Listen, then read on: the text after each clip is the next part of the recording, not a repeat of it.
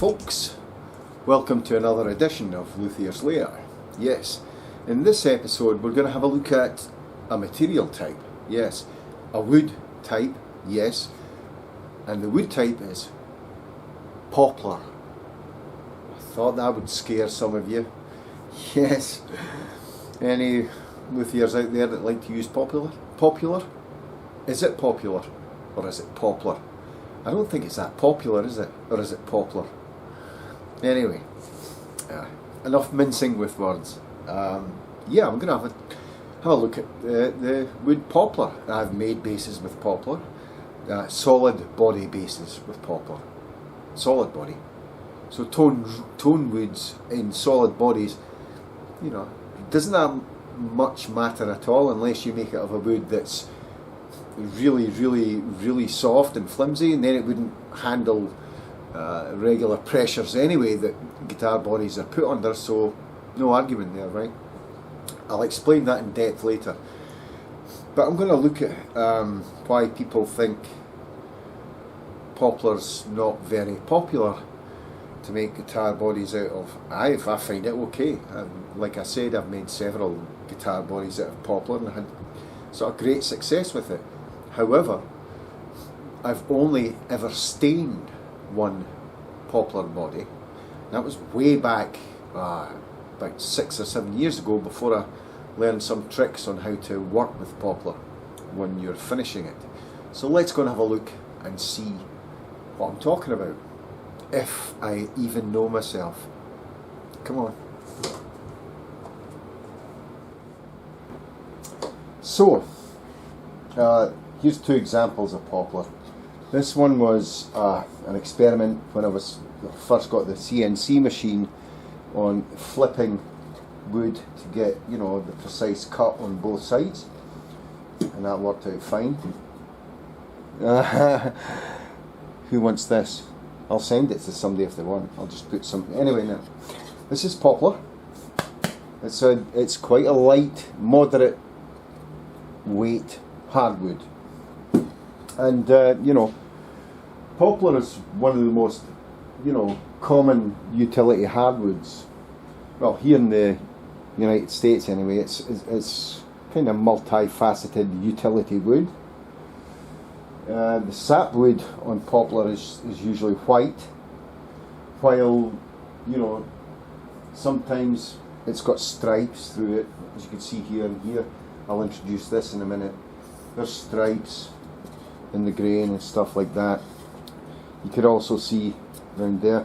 This doesn't have much sapwood in it, this sample, you know. But the heartwood, as you can see here, is usually tan. You know, there's a good example of the heartwood there. It's tan. It can range though from like a greenish brown. Sometimes I've seen purple in poplar, streaks of purple, black, even blue and yellow.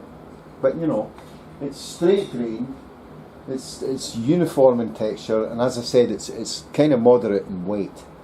And it being moderate in weight makes it, in my opinion, ideal for making guitar bodies out of. Now, most people would say, yeah, poplar, yeah, that's paint grade. You know, you go about your business, you sand it down, you grain fill it, you sand and seal it, then you've got a nice flat finish to put paint and maybe a polyurethane finish, polyester finish, whatever.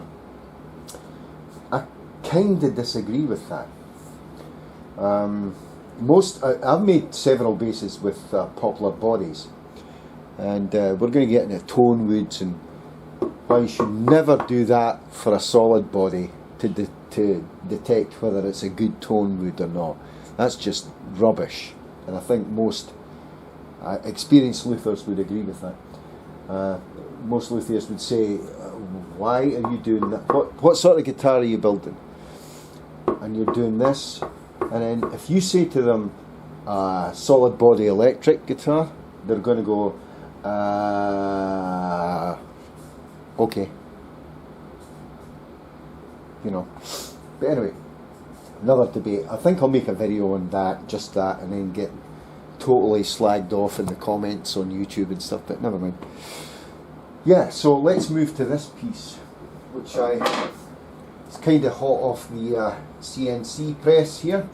I made this with the Shapeoko 4 XL CNC routing machine, and this has got a great example of the sapwood. Yeah, see that? Nice white colour, but then there's that green. There's that kind of green, and there's black in there, stuff like that. There's a slight purple in here.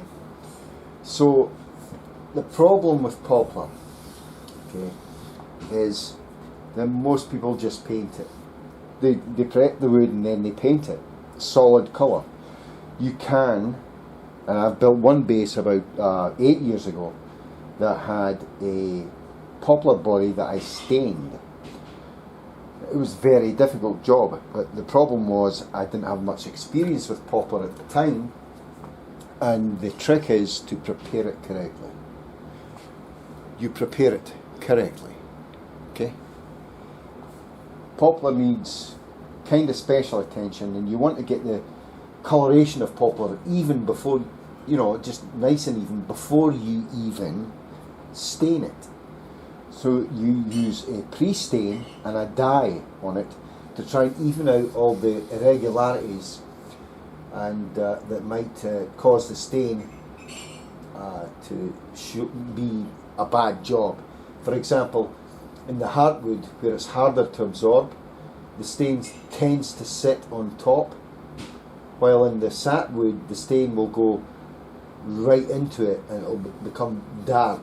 So you're going to get dark and white blotches all over poplar. That's usually what happens. I've been kind of lucky with this piece. It's a beautiful piece of poplar. This is a one-piece blank as well. And yeah, if you're going to stain poplar, get a one-piece blank. Don't get two-piece or three-piece, because each pieces of these wood are different, and you're just going to have a nightmare. You'll spend much more money trying to correct mistakes in the stain job than you would by just getting a nice sort of even one-piece blank. So this is a one-piece blank. That's the back of it. As you can see, there's a lot of sapwood there. Lot of sapwood. White, and then there's that greenish sort of hardwood colour. The trick is to even out that tone before you even try to stain it, and you can do that with pre-stain and with dyes. Often you can do that. So, you know, I'm going to use my crappy piece of poplar here to kind of demonstrate what we're going for, you know, and then we can apply it to this if all works out well. Now, of course, this is a different piece of poplar than that, but I can see just by looking at it, it's much more even. This one's kind of even, but kind of not. It's got dark veins of hardwood in it, so it, you know, you need to make sure your pre-stain. There's another one that's really dark. Your pre-stain procedure is correct.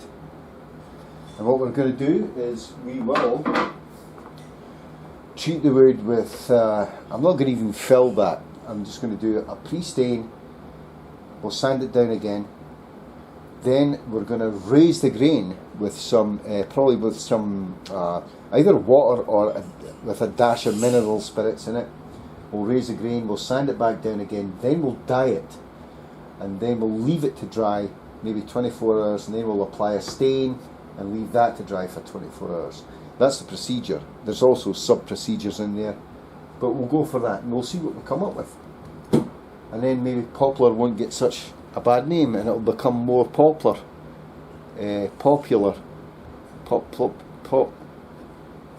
Likeable. So what have we done here then? Yeah, well, I've got some pre-stain on there, and it's about dry, but I'm just going to leave it slightly wet, The grain is raising slightly, which is good actually, because I want what I'm about to do next absorb into the wood. That's just some wood dye mixed up in an old coffee jar here. It's a red colour. I'm not really caring about the colour right now, because I'm going to be putting a stain on it, and I'll be sanding it down as well. But this will tell me what the grain's going to do. So I'll just take that on. It's much more like orange, really. You can see where it's sitting on the hardwood and getting taken down into the sapwood. Now, be sure to have on hand, use a foam brush. Try not to get everything all over the place like I usually do. And some lint-free rags there. You're going to need that to wipe off excess after you're done. See, it's sort of pooling right now. It's pooling on the surface. We're just going to smear this on, kind of, like kind of haphazard. This is a water-based dye as well, so the grain's going to raise even further, and we do want the grain to sort of raise, so we're going to sand it back down. But we're going to sand it back down kind of lightly so that we don't spoil the tint here. So, I think that's enough. And this piece of poplar is, as you can see, it can get blotchy. See, there's like faint bits there that are lighter, and that's okay. We'll splodge a little bit more on there. I'm going to let it sit for a little while with these splodges on it, and then we're going to wipe it off with either a paper towel or a lint-free cloth. Lint-free cloth first, I think. Now, this particular mix of dye has a mostly water diluted dye in here, and I'll probably link all this in the description section, but it does have a dash of IPA in it, isopropyl alcohol, or it's denatured alcohol called here. We'll seal that up, and we're going to give that about a minute just to settle. Now, of course, we're going to have sort of issues with end grain because it gets much darker, so you've got to be careful with that. I'm just showing the surface. I don't really care about the end grain right now, but when you're going to be doing a proper body, then you really should mask off areas you don't want dye on right now to start with, because that's going to show up as blotches. So that's starting to settle in. I can see this is. I did sand this to 220 before I started, so I can get an accurate representation of what's going to happen. Right? And you should do this with all pieces of poplar. When you do get the body blank and you cut it out, keep pieces back from the actual blank that you're using, and then test this methodology on it. Most of the time it works. So you can see that's kind of even, right? So what we're going to do next is we're going to take our lint-free rag. Believe it or not, this is clean. It's just got stain in it. It won't get reactivated. And we're going to wipe this down and try and get it as even as possible, so it doesn't look streaky. Okay. So let's do that. And that's actually rather attractive, is it not? So with the water-based dye, what's happening? It's getting into the hardwood much more than an oil-based stain would. Now, even a gel-based stain, which is also water-based, the dye is so thin that it will run right in. Now, you will see, once this is all wiped off, I'll show you, you'll see like flecks happening in poplar, like concentrated pieces of orange in this case. And I'll show you right there. See, around here and here, right here, that's concentrated pieces of orange. What we're going to do is we're going to let that dry now. So let that dry for a long time, maybe 4 hours. And then we're going to come in with some 220 grit on maybe a little pencil eraser or a rubber block here, and we're going to really lightly scuff sand it so we can get this all even while still retaining this tint. Now you use any tint you like, but the tint you would want to use would be close to what you want to stain it.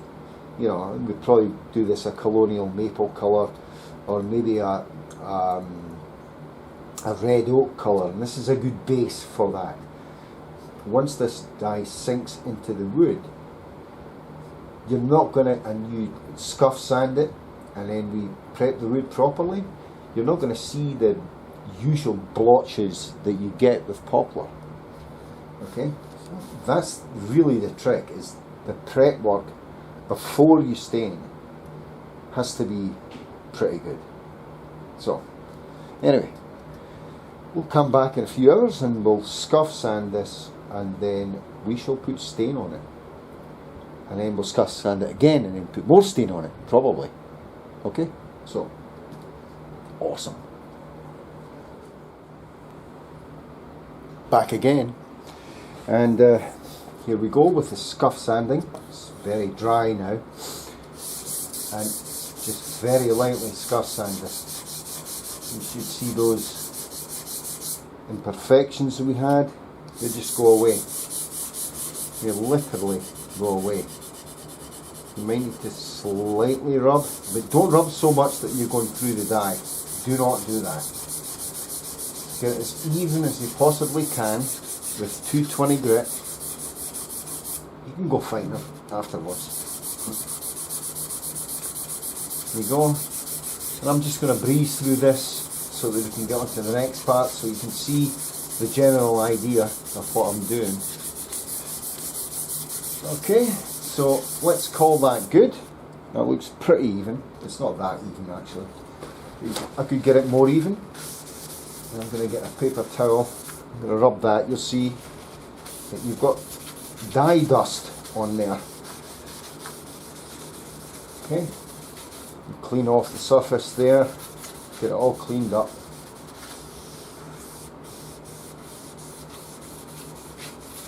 Okay, all cleaned up, and then we can apply our first coat of stain. Now this is an oil-based stain. Maybe we should be using water-based, but I'm going to use oil just to see here. And it's a Sedona Red stain. So we'll take this off here and there. Get our little popsicle stick, lollipop stick, as I'd say in the old country. Give that a nice little stir.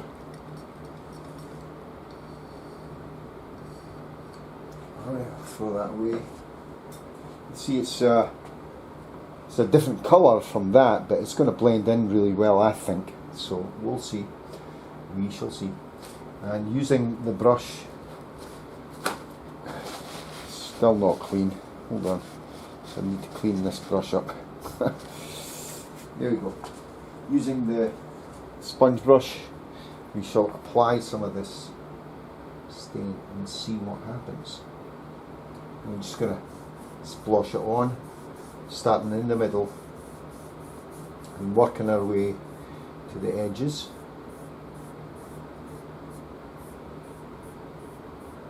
Don't worry about it not being even right now, because we're going to rub over it with a paper towel in a little while. I'm going to give it a little time to dry, then smear it in with a paper towel. But we're going to sort of slather this on. We really are.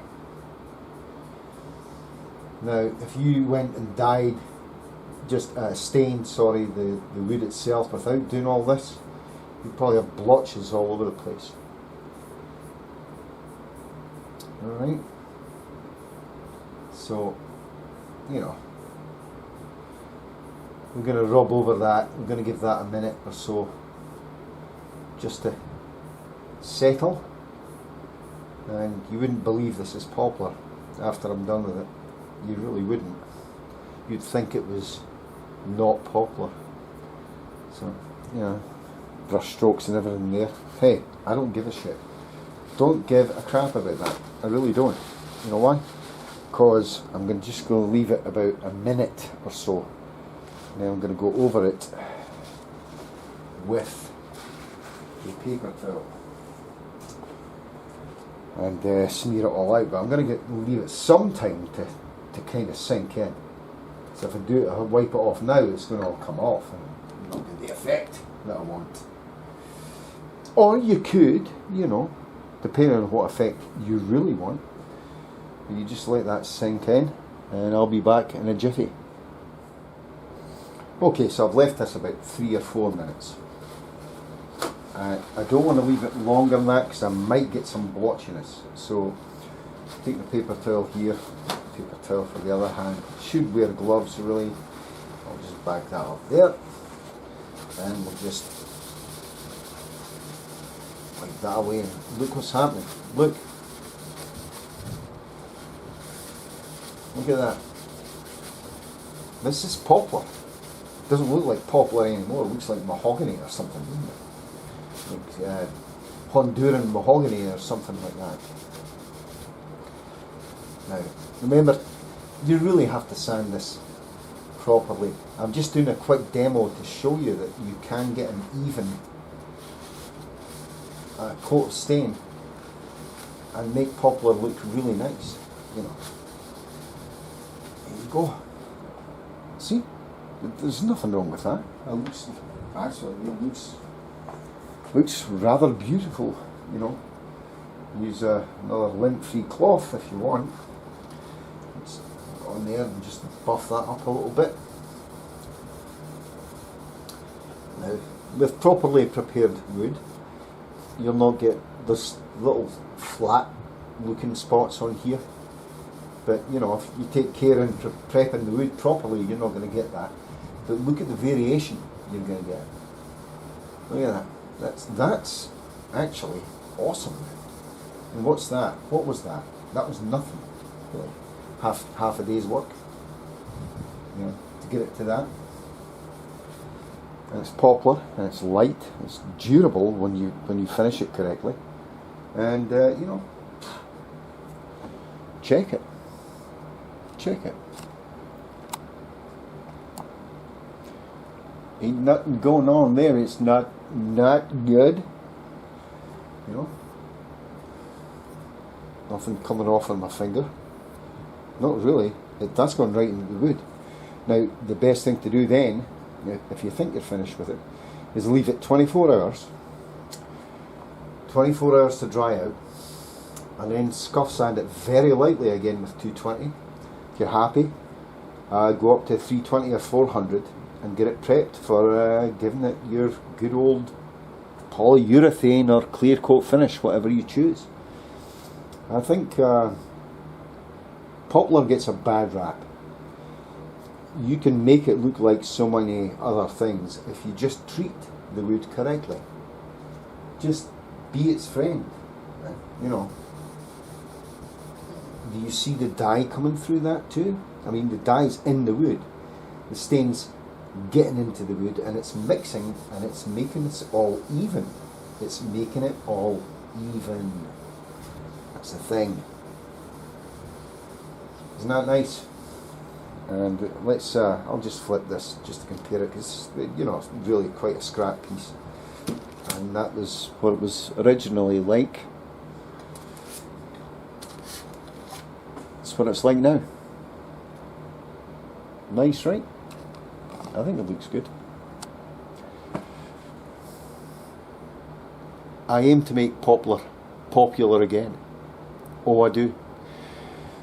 The thing about poplar is, it's, well, I'm going to summarise, okay, to complete this episode. So, back in a jiffy. Folks, I hope you enjoyed this episode. It really shows you that you can do some good stuff with poplar without having to resort to saying, oh, it's just paint grade, it's solid colour grade. It's not. If you treat it correctly, you can bring out some remarkable features in poplar and still have a really even finish. I mean, yeah, see? before, after. Oh, so yeah, nice. Gets a bad rap. It is rather delicate, but if you put a nice hard clear coat on it, you'll be fine. Don't worry about it. Anyway, I hope you enjoyed this episode of Luthiers Lair, and I hope you sort of learned something. That's my main goal. If you did and you enjoy the content, consider clicking the subscribe button if you already have not done. Give me a thumbs up. Read the description section below, there's a lot of good stuff in there. And as always, until next time, stay safe, be good, catch you next time. Thanks for watching, folks. Cheers. Bye bye.